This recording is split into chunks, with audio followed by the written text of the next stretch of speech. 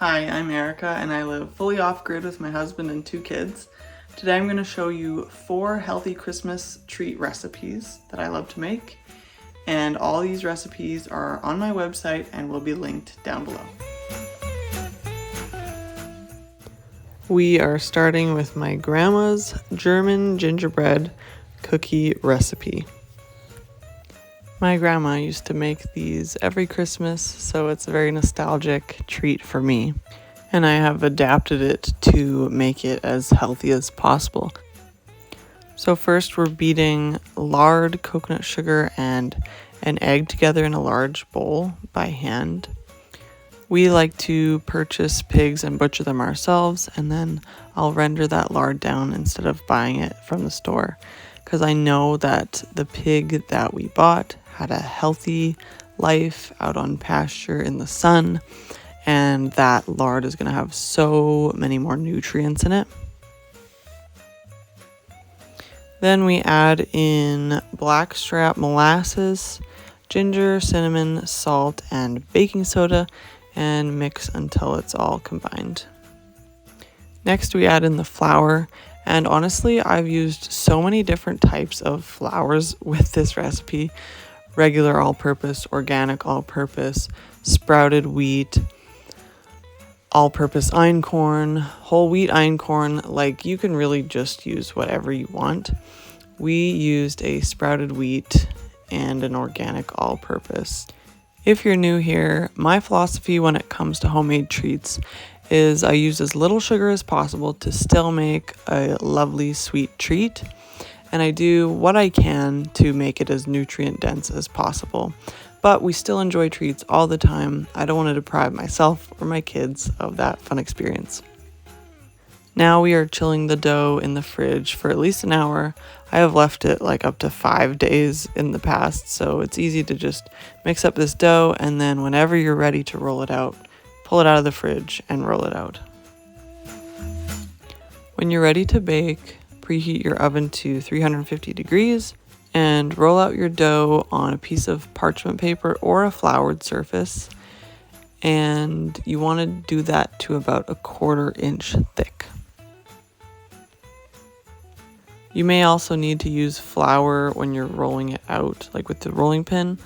I got lucky and I didn't have to. My silicone rolling pin does pretty well at not sticking to this dough.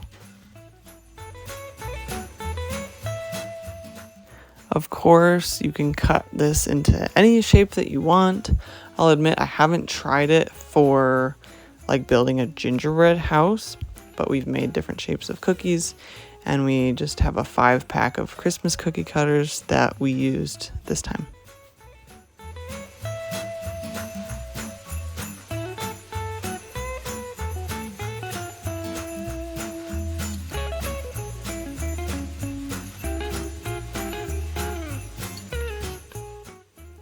Normally with this recipe and any other cookie recipe, I use parchment paper on my baking sheets, but I've discovered that these new stainless steel ones that I got off Amazon, I can link them below, things don't really stick to them. So I did one cookie sheet with parchment paper and one without, and it turns out that these cookies stuck a tiny bit, but not enough that I would use parchment paper. I would just go with my plain stainless steel.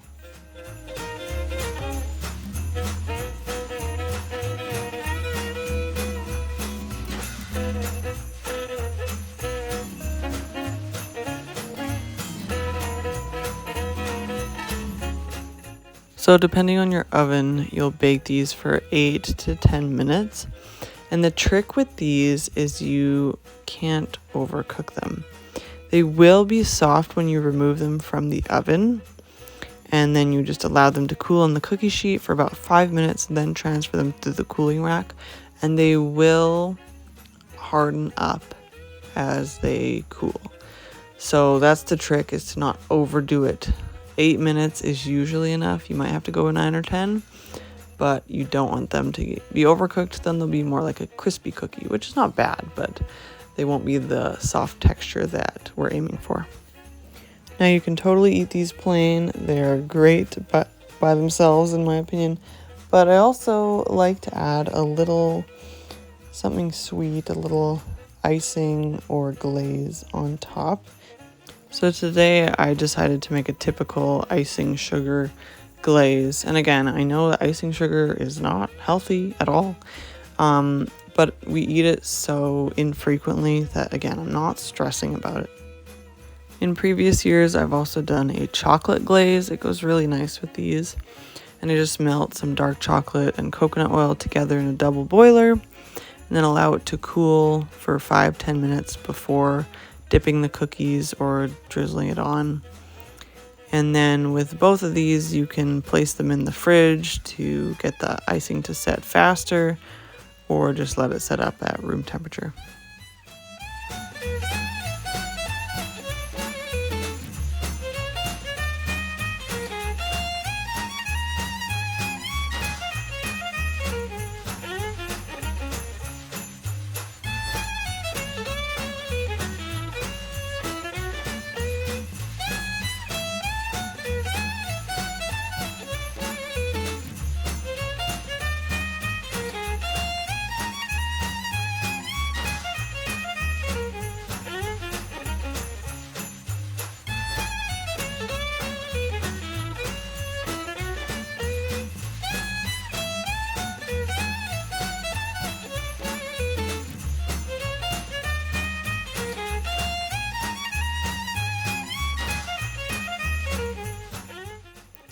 Next up is Cranberry Christmas Cake. And just so you know, I am doubling this recipe. I'm making 2 cakes, so I'm using 2 9-inch cake pans. Now, this is an upside down cake, so you want to make sure that when you flip it over, it's not going to be stuck to the pan. So I always use parchment paper. I just draw a circle the size of the cake pan, cut it out. I use coconut oil to grease the sides of the pan, and then place the parchment paper on the bottom, and I don't have any issues with the cake sticking once it comes out. I'm making a small mixture of coconut oil, coconut sugar, and arrowroot powder. So this goes on the parchment paper first, and it will end up being on the very top of the cake. And it just creates this light, sweet, sugary kind of glaze on top of the cranberries, and it is delicious. I wanted to note as well that this cake is gluten-free and dairy-free. So if you or someone in your circle has any of those allergies or sensitivities, this is a fantastic treat to bring to holiday gatherings, potlucks, because most people will be able to eat it.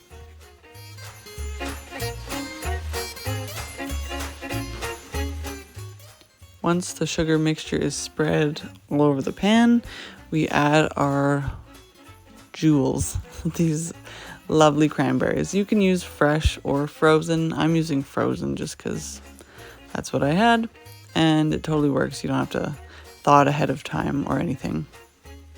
For the actual cake part of this cake, we combine coconut flour, arrowroot powder, baking powder, and salt in a mixing bowl.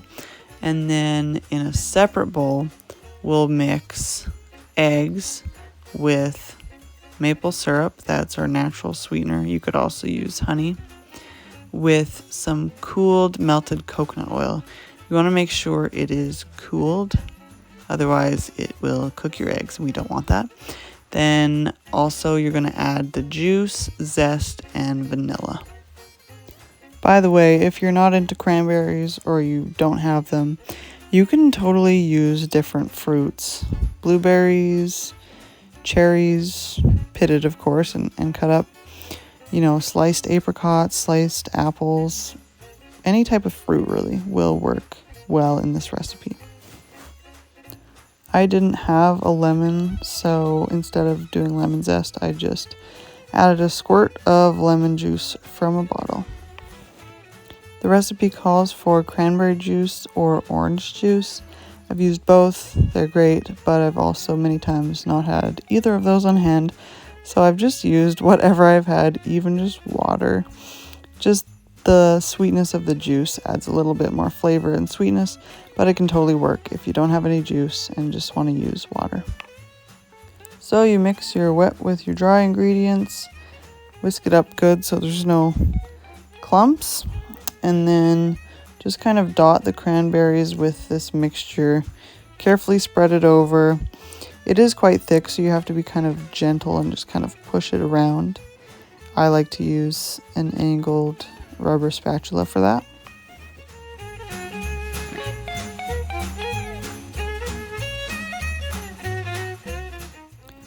Bake at 350 for 30 to 35 minutes, just until when you poke it with the toothpick, no batter comes out, and the edges will be a golden brown color.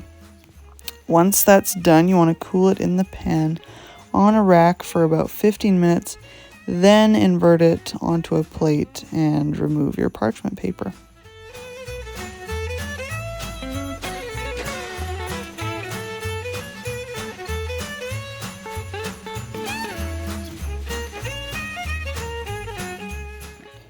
In my opinion, this is best served at room temperature, but it's still delicious, warm, or even straight out of the fridge.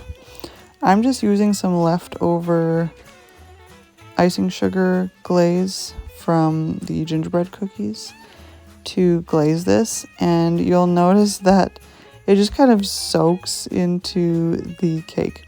So it's a totally unnecessary step, but try it if you'd like. Shout out to our mortgage broker for getting us this pie server 5 years ago when we bought our first house. Let's cut into this.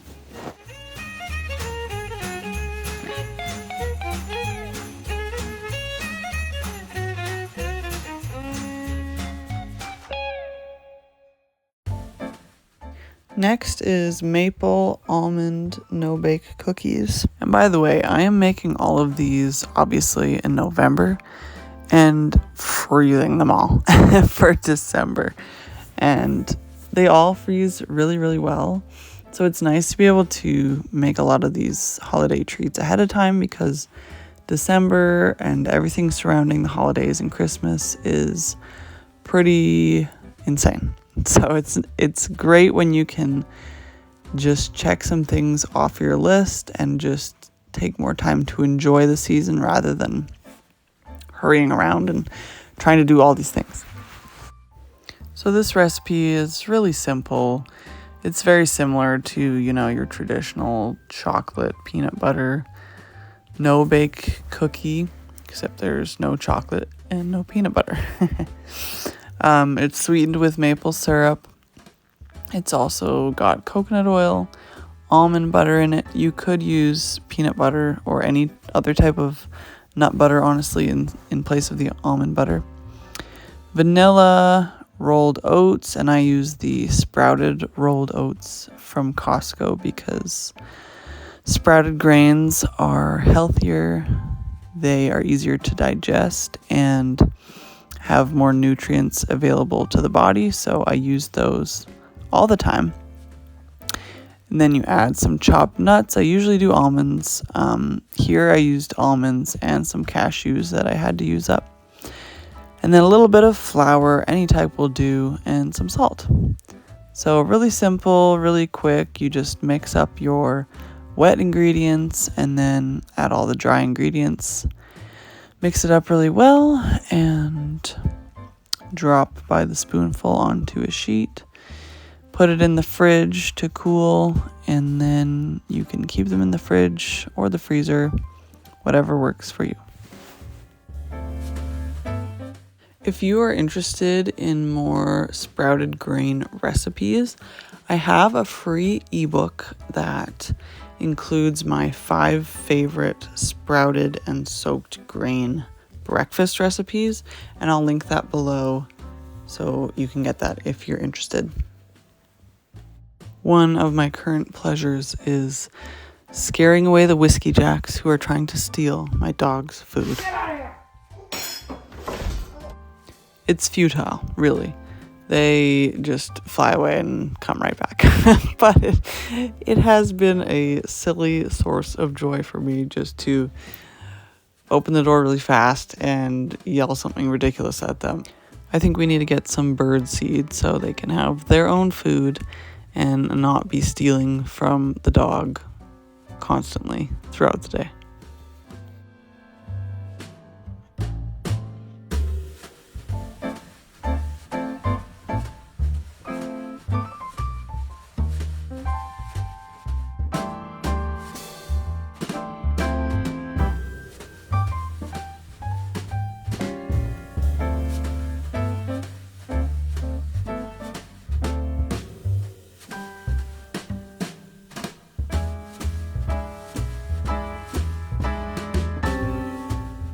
These cookies need to be in a cool place, so the fridge or freezer, to harden and set.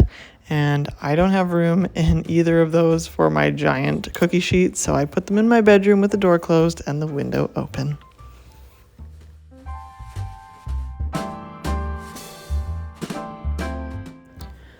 Our last dessert in this video is a healthier Nanaimo bar recipe without dairy or custard powder.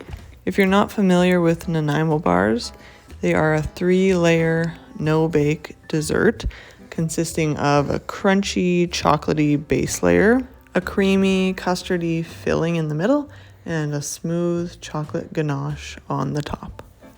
It's very rich, it's very chocolatey, and it's very, very delicious. It's a classic Canadian Christmas treat.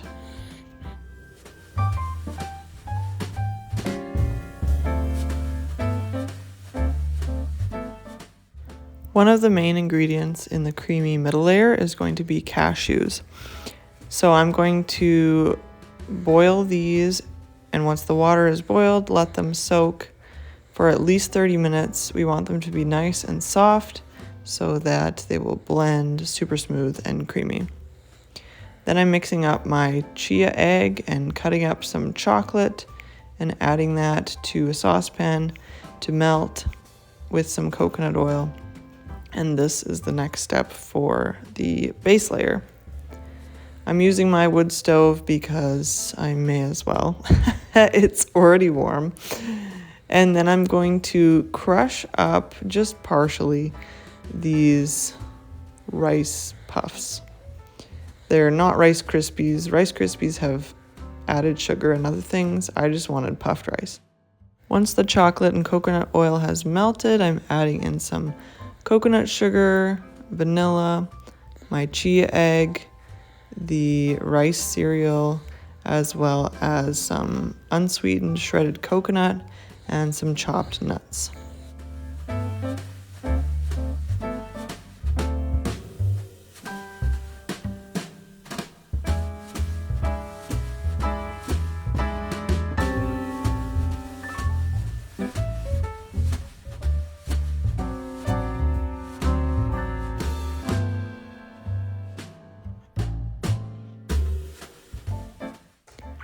Next, I'm lining a 9x9 pan with parchment paper, and I will press this chocolatey mixture firmly into the bottom and smooth it out. Then it goes into the fridge while I work on the filling.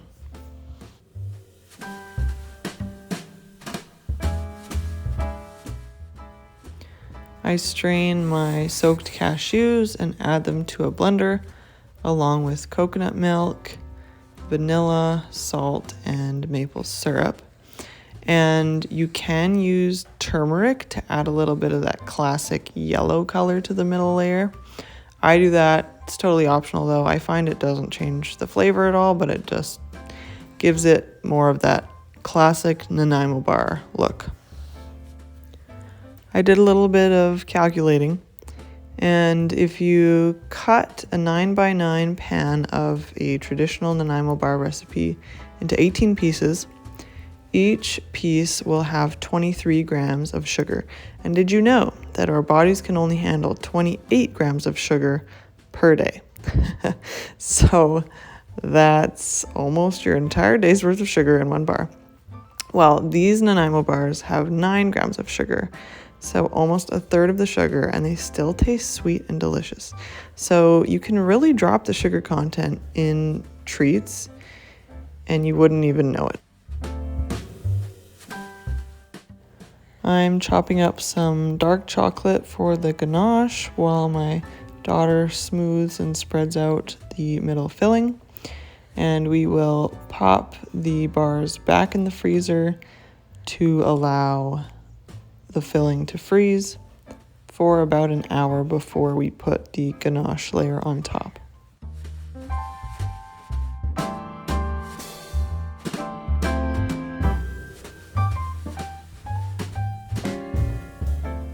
For the ganache, you want to chop up your chocolate into pretty small pieces because you're going to heat up the coconut cream and add it to the chocolate and then just let it sit for 5 minutes and melt the chocolate without disturbing it. And so if your pieces are too big, then they won't melt all the way and you'll have some chocolate chunks in your ganache, which is obviously not the end of the world. It just doesn't look as smooth and pretty.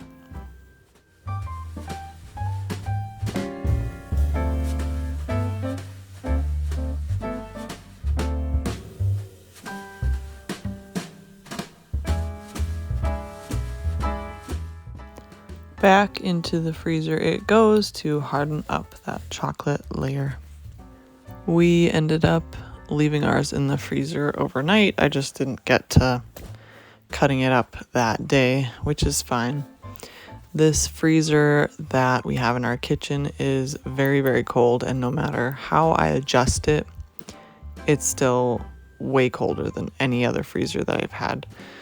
So these bars were definitely a lot more frozen than the ones I've made in the past, which made cutting them nicely more difficult. So with most freezers, you could cut them straight out of the freezer with a warmed up knife and it will be just fine. Thanks so much for watching. Again, all the links to the recipes are down below, and please comment and let me know if you try them or if you're going to try them. Feedback is always appreciated. Be sure to subscribe to our channel for more off-grid and intentional living, and I'll see you in the next video. Bye.